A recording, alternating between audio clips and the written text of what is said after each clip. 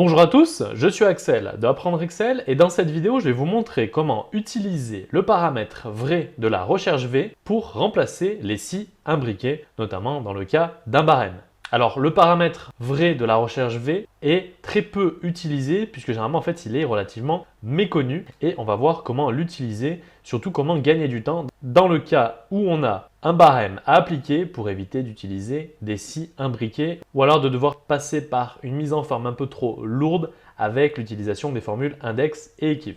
Donc c'est ce que nous allons voir dans cette vidéo. Mais tout d'abord, si vous souhaitez recevoir ce sujet sur Excel avec d'autres exercices, avec sujets corrigés plus vidéos de formation correspondantes, il y a un lien dans la description, vous n'avez qu'à cliquer, saisir votre email et vous recevrez tout ce contenu gratuitement par email. Et pour ceux qui veulent aller plus loin, il y a des formations complètes pour apprendre Excel.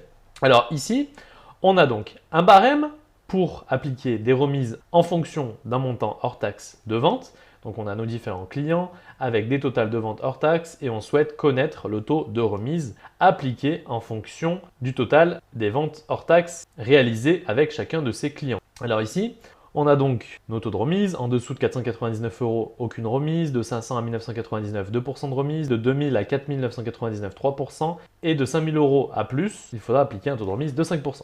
Alors comment faire pour retrouver le taux de remise applicable? On va utiliser la formule recherche V avec le paramètre vrai. Alors déjà, on va un petit peu comprendre comment utiliser ce paramètre recherche V. Dans la plupart des cas, on utilise le paramètre faux, c'est-à-dire qu'on souhaite retrouver une valeur exacte. On a une valeur cherchée, on a une table matrice et on souhaite finalement retrouver, nous, cette valeur dans notre table pour retrouver ensuite des informations sur la même ligne. Par exemple, si on a un numéro de client, on va retrouver ce numéro de client, on va le rechercher, on va le retrouver dans une table matrice pour faire apparaître notamment peut-être plusieurs éléments, code postal, ville, etc. Ici, notre valeur recherchée va être la valeur que l'on va soumettre à notre barème. Ça va être notre total de vente hors taxe réalisé par le client et notre table matrice, ça serait par exemple celle-ci. Mais vous allez voir, on va la remettre en forme. On va dire par exemple pour l'instant c'est celle-ci. Notre numéro d'index colonne, eh bien ça va être de retrouver, nous, notre total de vente hors taxe, il est ici. Et on va retrouver le taux de remise. Donc nous, on veut faire apparaître le taux de remise situé en colonne numéro 2. Et c'est là que l'on va utiliser le paramètre vrai de notre recherche V. Alors, je vais vous l'expliquer brièvement. Ce paramètre va permettre de retrouver la plus grande valeur inférieure à la valeur cherchée et renvoyer la valeur souhaitée qui est sur la ligne correspondante. Là, bien évidemment, cela ne va pas fonctionner puisqu'il faut passer par une petite mise en forme.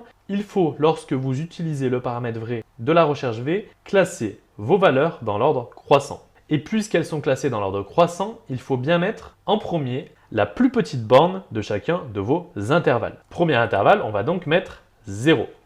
Deuxième intervalle, on va mettre 500. On va tout le temps mettre la borne inférieure, classer par ordre croissant et mettre à chaque fois la borne inférieure.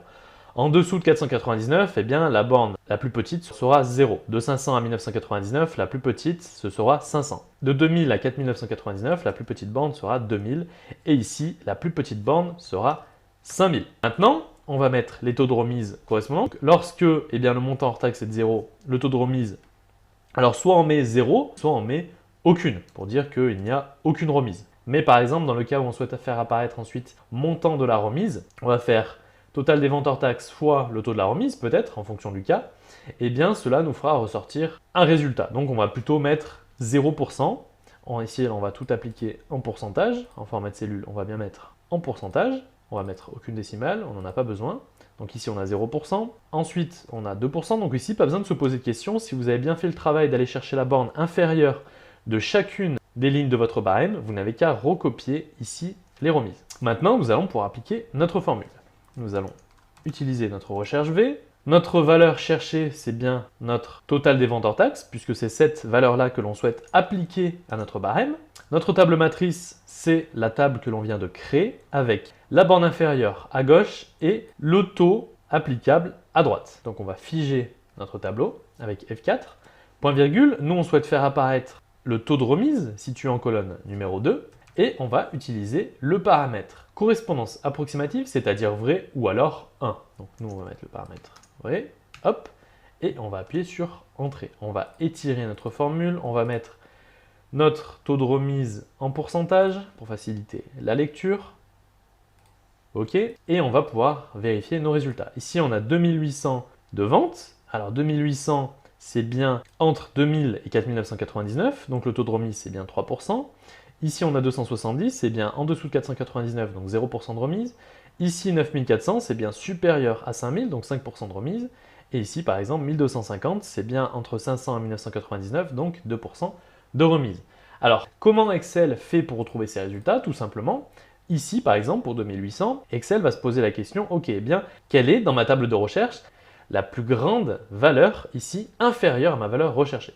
Donc ici on a 2800, et bien Excel va dire ok, ici j'ai 0, ok, donc 2800 est supérieur à 0, je continue. 2800 c'est supérieur à 500, je continue. 2800 c'est supérieur à 2000, ok, je continue. 2800 c'est inférieur à 5000, donc je retourne sur 2000 puisque 2000 c'est la plus grande valeur de mon tableau qui est inférieure à ma valeur cherchée. Donc on va rester sur 2000 et on va restituer 3%. Si on prend par exemple 840 et le taux de remise de 2%, alors Excel se dit ok, donc 840 c'est supérieur à 0, je continue. 840 c'est supérieur à 500, je continue. 840, cette fois-ci c'est inférieur à 2000, donc je retourne sur 500 qui est la plus grande valeur inférieure à ma valeur cherchée et je restitue le taux de remise qui est situé sur la même ligne, donc 2%. Alors ici, pour obtenir le résultat escompté, il faut deux paramètres clés. Classer les valeurs dans un ordre croissant de la plus petite à la plus grande et faire apparaître la borne inférieure de chacun des intervalles, comme on l'a fait dans l'exemple. Ici, on a bien fait apparaître la plus petite borne de chacun de nos intervalles et on les a bien fait apparaître dans l'ordre croissant. Donc voilà pour ce qui est de l'utilisation de la recherche V avec le paramètre vrai sur Excel, qui vous permet notamment de remplacer les si imbriqués dans le cas d'un barème sur Excel. De toute façon, ce paramètre vrai ne s'utilise que dans le cas où il y a des valeurs numériques et des intervalles. Je me répète, si vous souhaitez recevoir ce sujet sur Excel avec d'autres exercices, avec sujets corrigés plus vidéos de formation correspondantes, il y a un lien dans la description, vous n'avez qu'à cliquer, saisir votre email et vous recevrez tout ce contenu gratuitement par email. J'espère en tout cas que cette vidéo vous sera utile et quant à nous, on se dit à la prochaine.